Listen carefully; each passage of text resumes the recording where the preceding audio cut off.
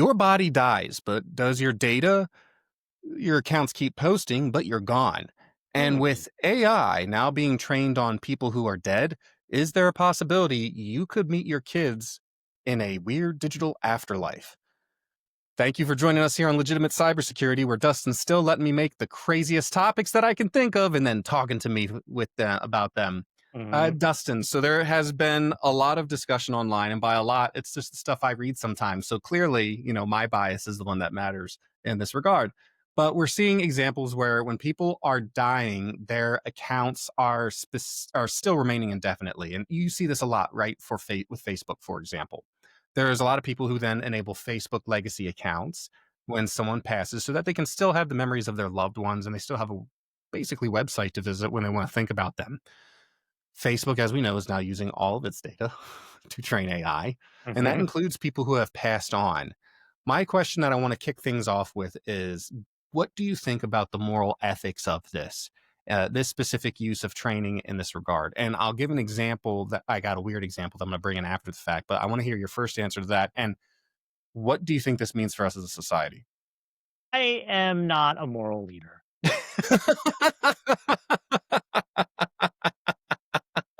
That's my caveat for what I'm about to say. Look, there's grief is rough. It's a rough process. Both you and I have been through it. I know since we've known each other. We've known each other a very long time, but it's something that is very hard to get through. And if there is some relief that happens through these legacy accounts, and I think there is, then as long as you understand that the data is going to be used for training AI and you kind of don't care, then that's okay. The other thing to think about too here is that you are capturing like generations who are not disappearing, but the generation is coming to an end, right?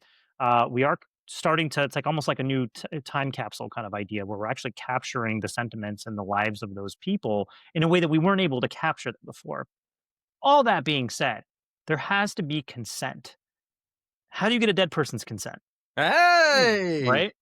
You can't.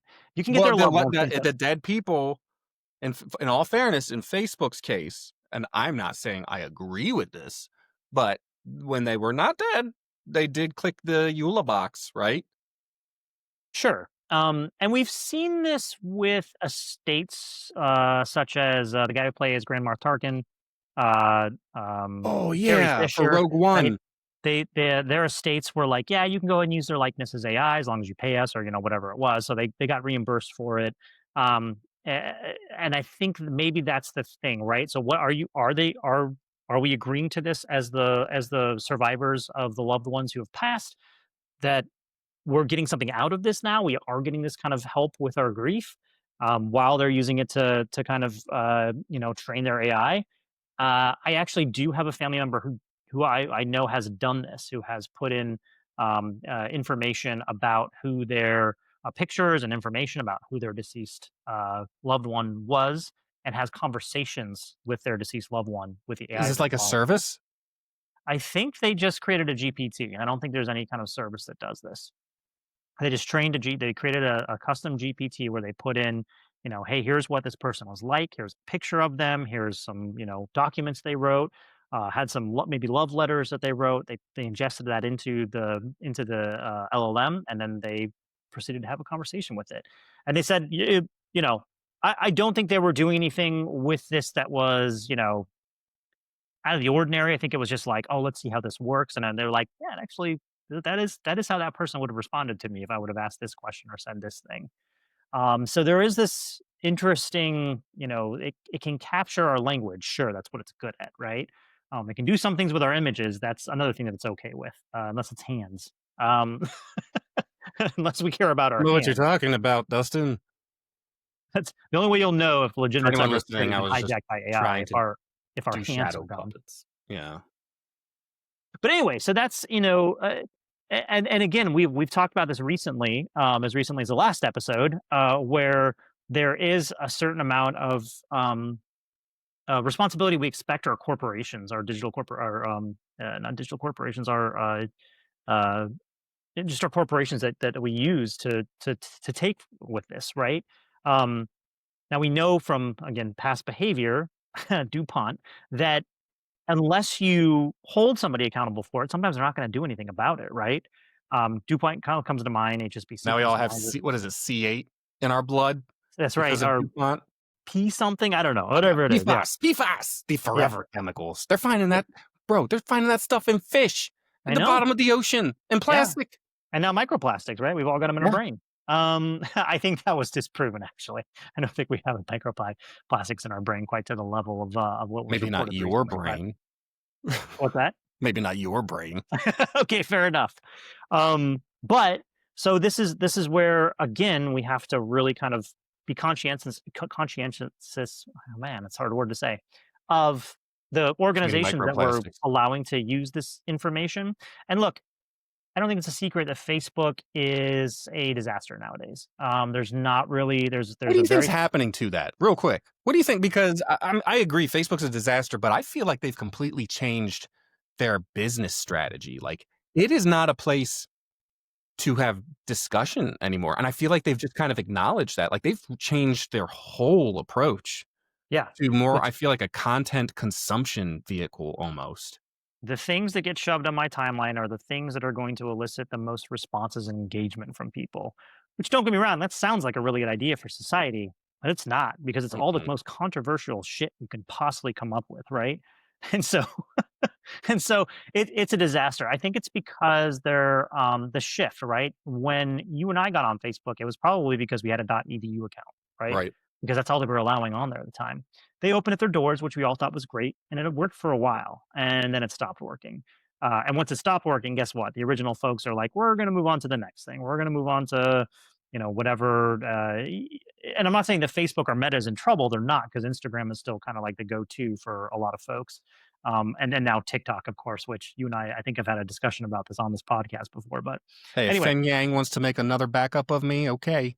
that's right. Yeah, talk about AI. All of a sudden, there's going to be AI Frank talking to everybody, but without consent, and you're not dead. Another day, just Yep. another day.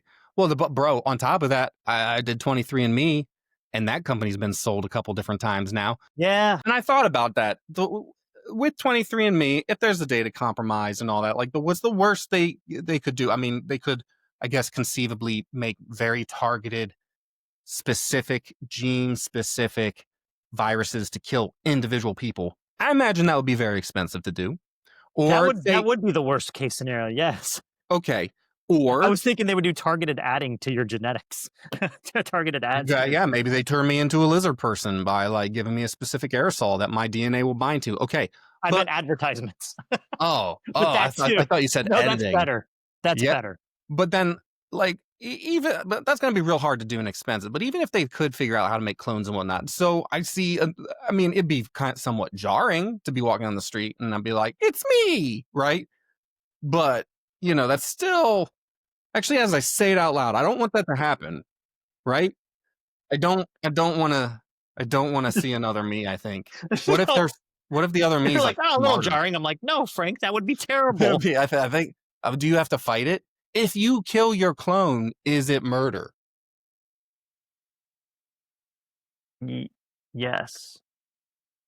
It is. Well, I mean, it's But what if another it's like human a new being. clone, like that came out of the oven just recently at the same age? I'm not talking twins here because twins technically aren't clones, right? Like if one twin kills another twin, murder. But if you are cloned and this connects with our discussion point, right? And there's an AI ghost driving my body and I kill that, is it murder? These are many hypotheticals that I just don't have the answer for, Frank. I'm I'm sorry. sorry. I'm Yeah. sorry. Yeah, I'm sorry. Anyway, I let's was not continue. I was not, mentally or spiritually prepared for this line of questioning that's coming out right now. Look, I think that comes down you're right, legally, I don't know. Spiritually, that's up to you. But also, I Whether agree. Facebook has changed, and now they've really. Um, okay, so you here's the murdered question: your own clone. No, no, no, okay, go ahead, sorry. which, I mean, if you were to pass away tomorrow, then right, and your accounts were to consider, which by the way, don't. I enjoy hanging out with you. See what I You can really do. like that? Like, no, don't die. I like you. Is like that's the most selfish way to If put I that. don't want you to die or if I don't like you, you can go ahead and die. Yeah, no, that's a better way. um. Anyway, what account do you have that you're like, but don't train an AI off that?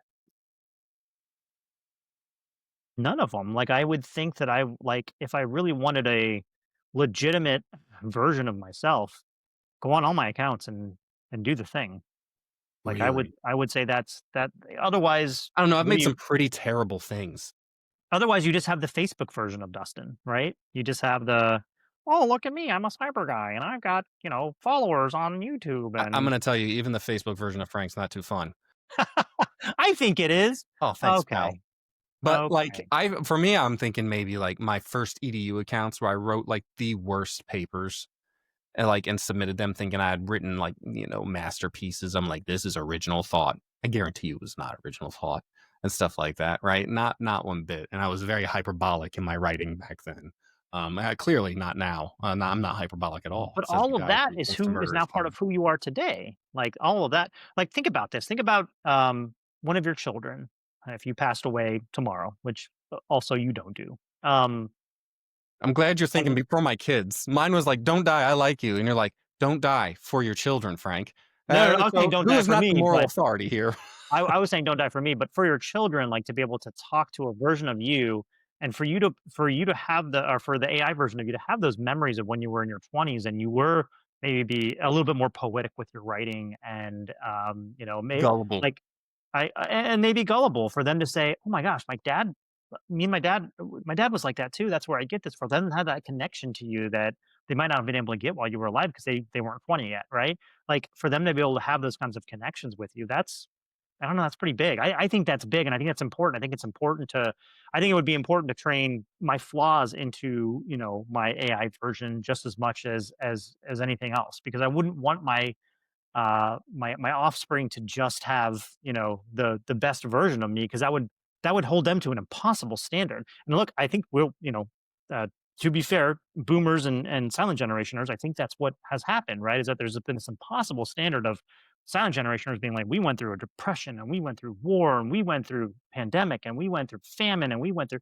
and then and they're like, and I was successful and I own my own house and I have a car, and the boomers to say, that's the standard I have to hold myself to. And then for them to now tell their millennials, and the millennials to tell the Generation Z, you have to hold yourself to these standards, when it's almost impossible to hold yourself to those standards now just because of cost alone. We talked about that in the last podcast. But anyway, like, same thing with who you are as a person. Like, I would want them to know the struggles. I would want them to know me being depressed. If I wrote, a really sad poem, or if I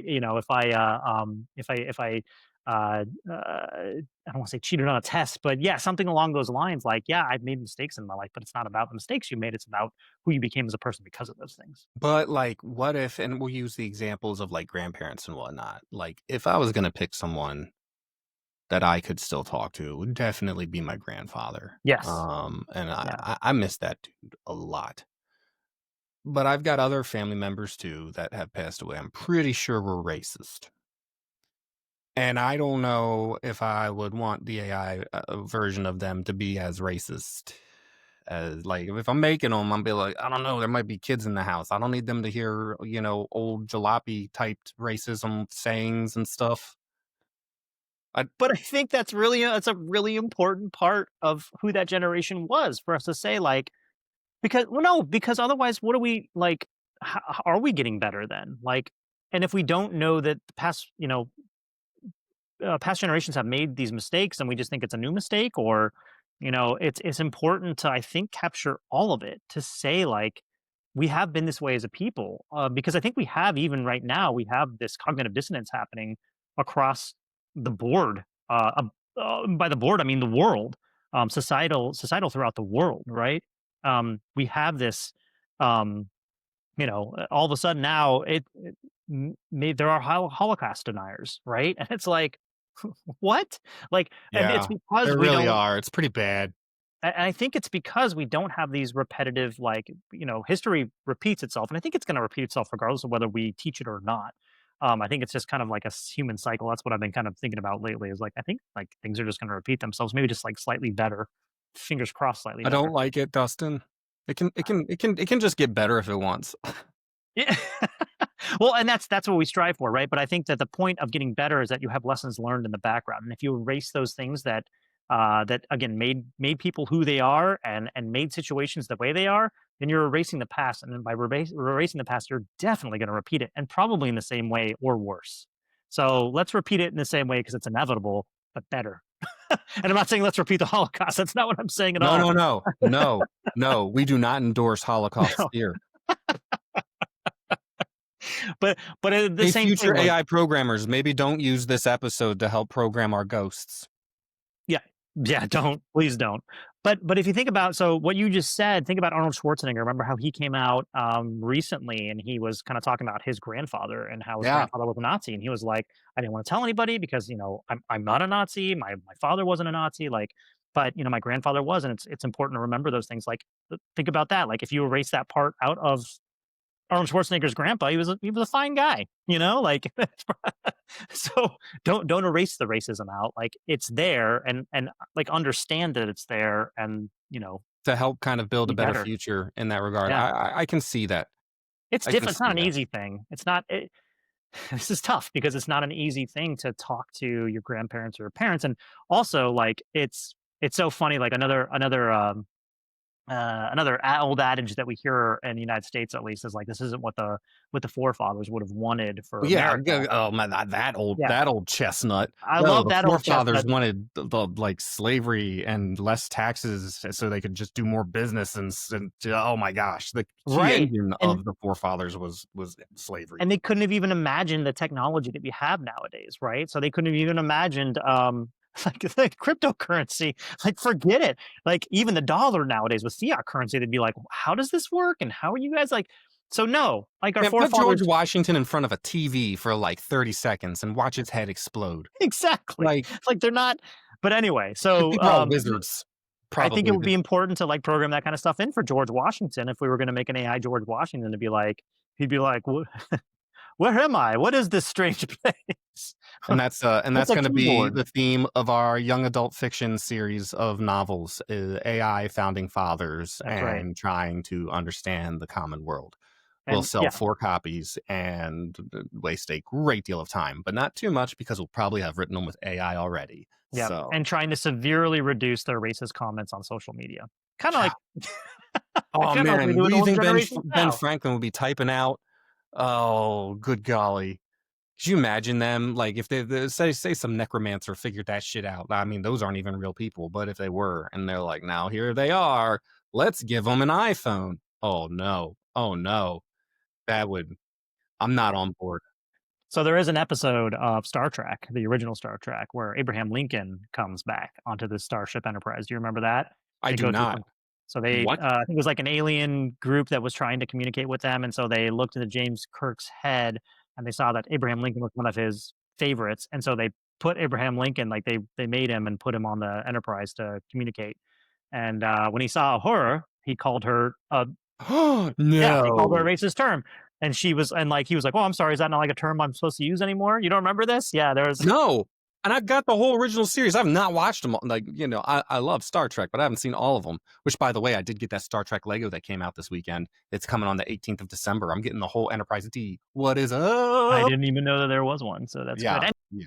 oh, yeah, this that like, it's funny because like, this has happened in sci-fi already with, where the aliens rebuilt Abraham Lincoln, who says a racial slur Not a good immediately. look. Not a good look. But he did free the slaves, so, to an extent. Did now, but because Disney has the presidents in robot form, so then Yeah. how far are we then from animatronic AI enabled robots presidents? Because that would be amazing. You're the We're futurist. pretty Tell me, when do we get? Oh, I think we already have I a don't like hologram. this because but before we get there, there's just going to be weirder, robot girlfriends, and that still Well, weirds yeah, me out. I think that's already Dude, here. some of the skin effects I saw it on Instagram. It's a little much for me. They look like real faces now, but then it's like Terminator body, and I'm like, oh. Mhm. I feel like Mhm. that's going to be too many people in the future are going to die with that being like the last thing they see in some kind of weird robot uprising. She's so beautiful, but she's a robot and killed me. Um, Anyway, so going back to The our holograms, though, real quick to your question, I think they do have the holograms that are like presidents that you can talk to that are AI. they Like, do that with to an extent. some Holocaust survivors at the Holocaust Museum, which is pretty impressive. You can ask them questions, and I think that's getting to the point of we need to remember our mistakes, not to as a people, not to repeat them. I think it's a phenomenal idea. Yes, there's an entire museum dedicated to this horrific thing that happened in human history It because happened. it did happen. It happened. It was a real thing that happened. It did happen. Okay, anyway, sorry. And if we just lost subscribers, don't come back. Good. Go away. Get gone. Go. Oh, wrong get. Talking about the digital go, I enjoyed what you brought up earlier, where having these things can help people kind of understand their grief a bit more. I see some accounts online where people will tag loved ones who have passed, for a long years ago, and they'll be like thinking about you, tag them, and so forth. To what extent do you think this is like where does that line go? Do you think this is a healthy way to kind of experience grief, or is this something that should sorry if this is too heavy, or is this something that should be analyzed to figure out understand the greater health kind of mental health applications here? Also, none of us are mental health professionals. We have brains. They might be healthy, and that's the fullest extent. So this is not advice. This is just questions, and choose to continue listening at your own, discretion. Right, and of course, I'm married to a psychologist, a PhD level psychologist, so Yeah, she's I'm smart. skirting a line here. By the way, if we ever wanna have her on and We should talk have about her on. Man, I did not think in advance. This gets back to my earlier point where I do not think of our guests nearly early enough to schedule them. I can But get for her you in to here if you schedule want. guests, I can call her in here if you want, but, um, this is a very personal thing, right? And this kinda comes back to the almost like the religion with AI thing. It's a very personal relationship you have with your grief and your loved one. And so, I'm not gonna like, in no way, shape, or form, I'm gonna pass judgment on anybody for, how they cope, no, as long as it's healthy.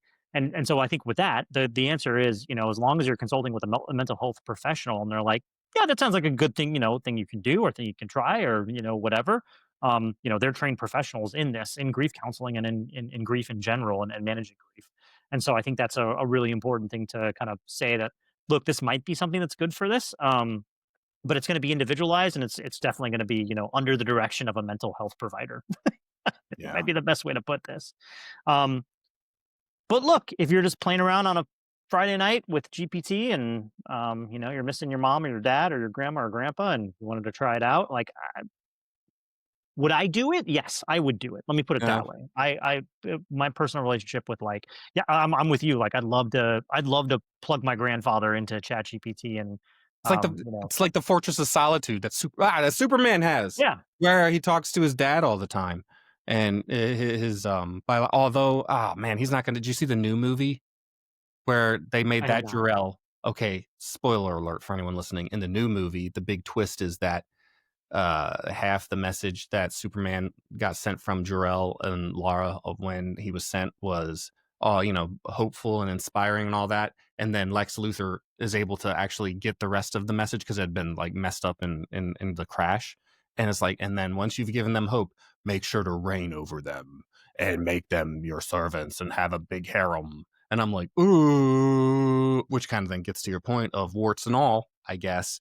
Yep. Um, but yeah, I mean, it would be nice to have that. I don't know, and it's interesting because do you think the people who have passed would want that though?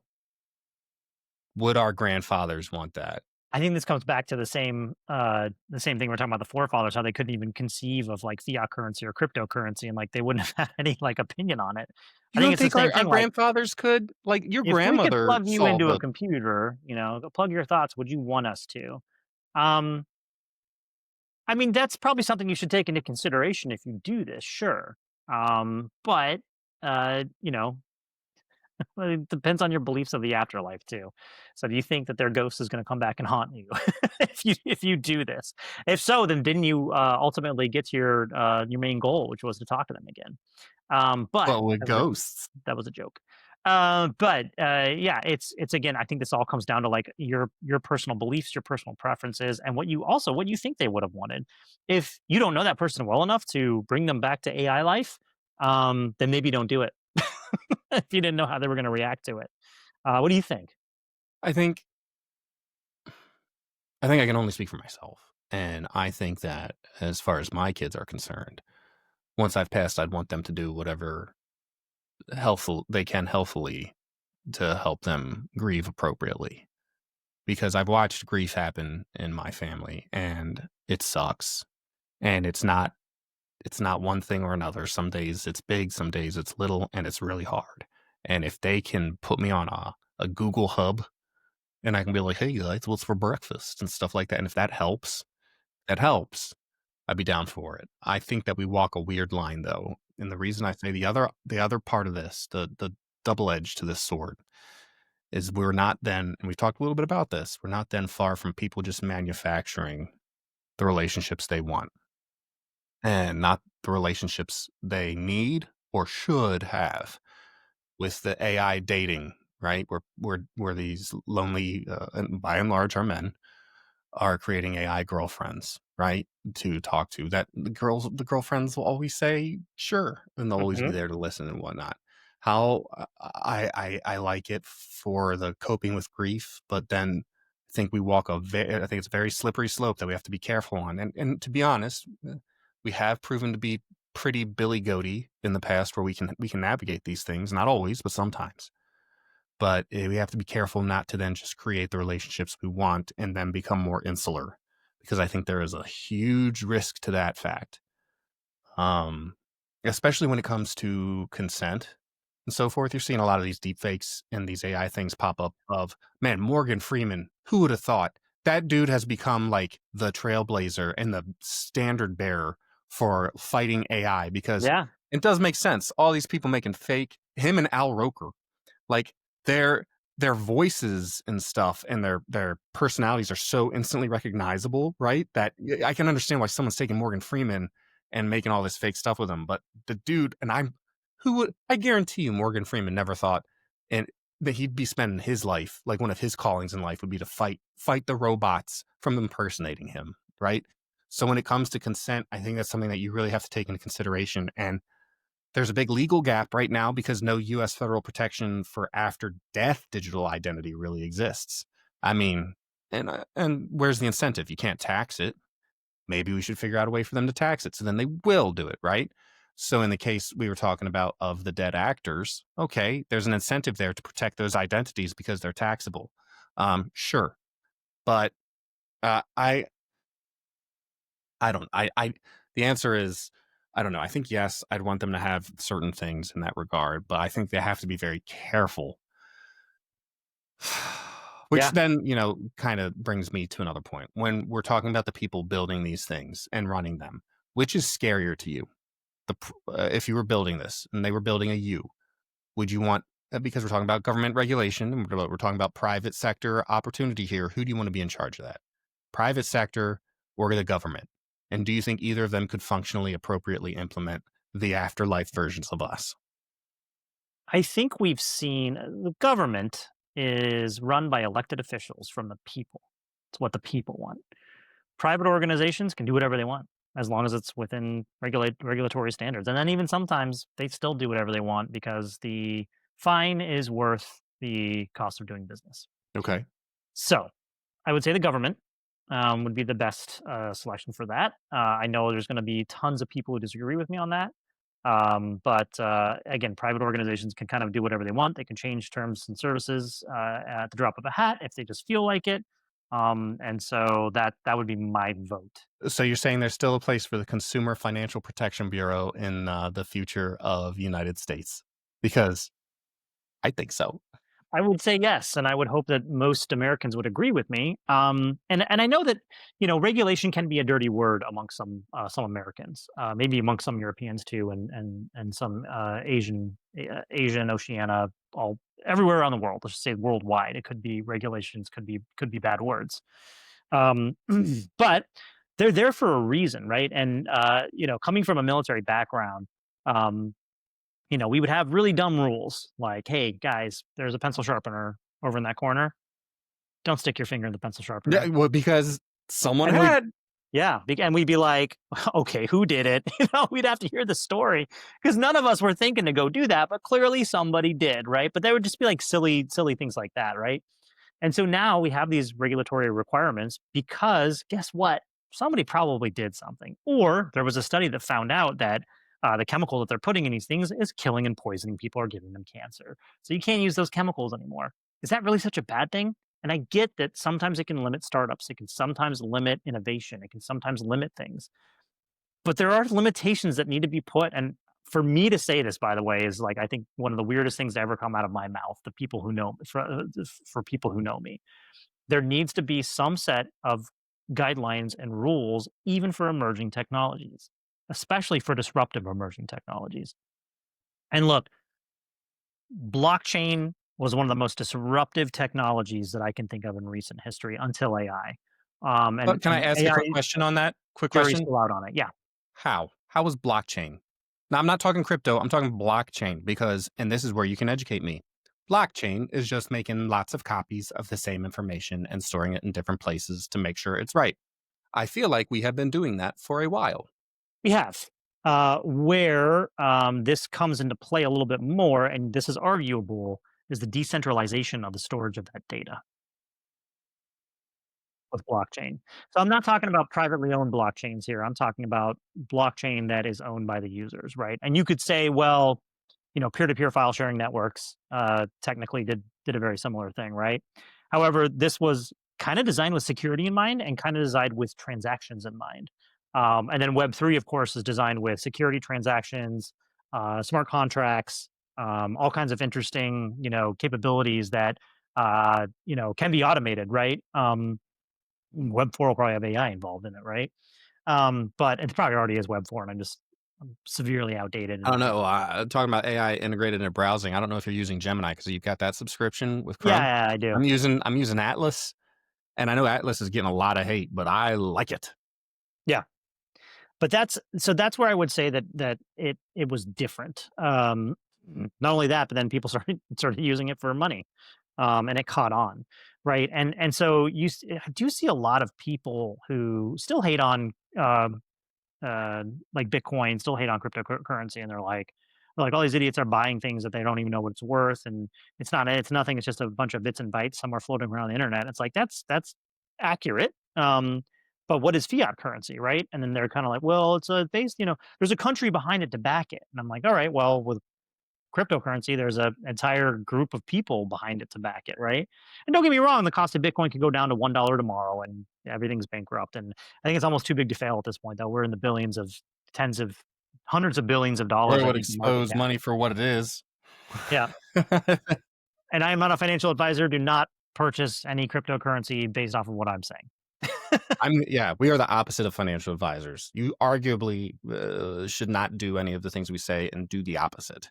So Right. Yes, that's if very all of our much so. financial moves had made us so wealthy, well, we'd probably still be making a podcast. We'd probably still be doing this because this is fun. But But we'd be I doing think we more of just it. found our new catchphrase. What's that? Don't listen to us, do the opposite of what we say. Yeah. And then until next week, don't listen to Yeah. us.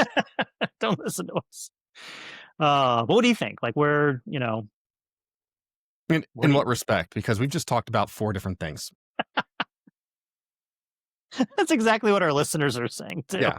They're like, What are we even talking about I thought we were anymore? talking about AI, or I thought we were talking about data ownership post death, and then we were talking about AI, and then there were ghosts, and Frank's going to kill a clone. Yeah. So And so I think what I'm talking about is, or what I'd like to hear your thoughts on are, do you think that it should be government or private I that think would be one of the running best something like this? things. Listen, everyone can have their own opinion about the government, but I'm pretty sure most people are frustrated with it at any given time, Sure. right? Yeah. But one of the better things that have come out of the government in the last decade, in my opinion, is the Consumer Financial Protection Bureau. And you literally have something there to keep people safe from financial nightmares. Came out of the 2008 recession and so forth, and the idea that there's just an organization out there trying to look out for us in that aspect, I think is great. So I think, but at the same time, if I just say the government, you have to balance that on the other end of the scale where there's going to be unabashed, amoral development of these capabilities by threat actors that we have to keep up with. So then what's the answer there? I think, yes, by and large, for public consumption, there should be some type of legislation in order to keep us safe, in order to ensure that we do not inadvertently go way off the deep end, while at the same time providing specific case scenarios through specific monitored organizations by key agencies to allow for the complete wholesale development, unabashed, unrestricted capabilities to do these things, right?